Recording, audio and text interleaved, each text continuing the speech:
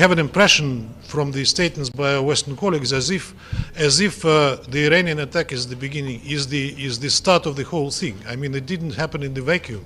It was preceded by a number of events which still continue, including the recent events in Lebanon, and before that, and now in Gaza.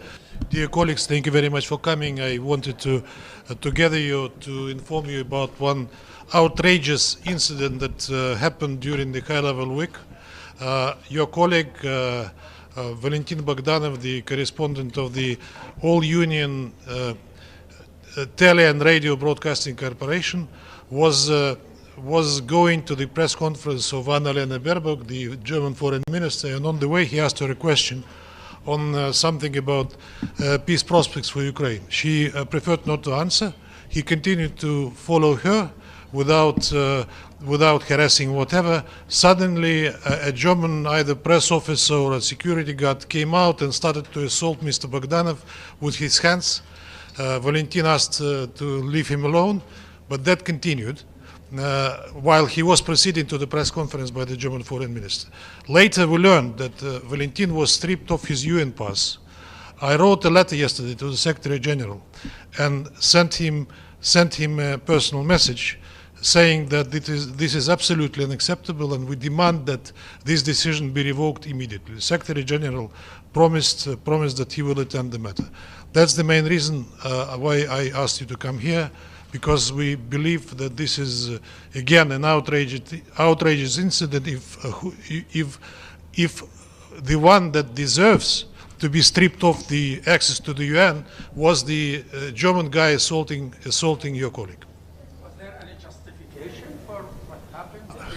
I have no idea. There is a viral video on the internet. You can watch yourself and then decide for yourself whether it was that was deserving the measures that were taken immediately. We don't know even by whom, but again, I addressed the Secretary General immediately, and we want this to be rectified in the near future. Ambassador, in that meeting you warned of unimaginable escalation if things continue in the direction they're going in the Middle East. What is your message to your allies in Tehran?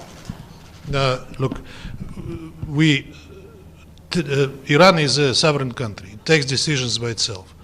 And I said in my statement that Iran demonstrated incredible restraint for over 2 months. And as the Iranian ambassador just said, we've been asked, I believe indirectly, by the US not to retaliate or whatever while they were conducting the so-called peace talks on the ceasefire, which never happened.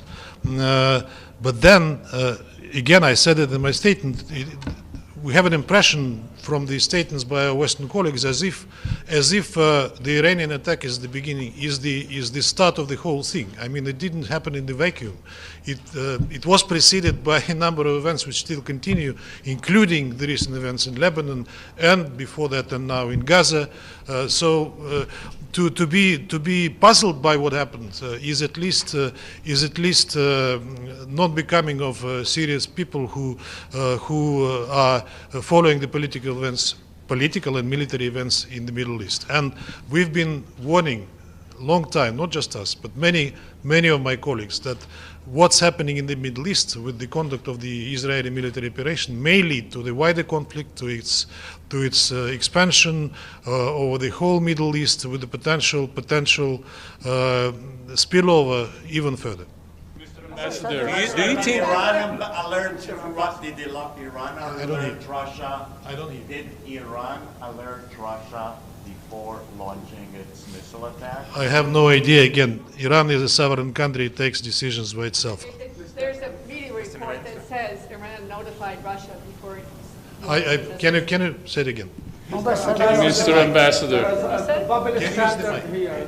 Every Western country talk about the right of Israel to self-defense, Yes. but they deny that right to Iran, Syria. We see double standards everywhere, and that is one of the examples. Mr. Ambassador, speaking about sovereign countries and member states, what's your take on the decision by the Israeli government to consider the UN Secretary General a persona non grata, and does the norms of diplomacy and the UN Charter allows them to do such action? I referred to this in my statement today. I think, again, I will use the word for the second time today, outrageous and arrogant.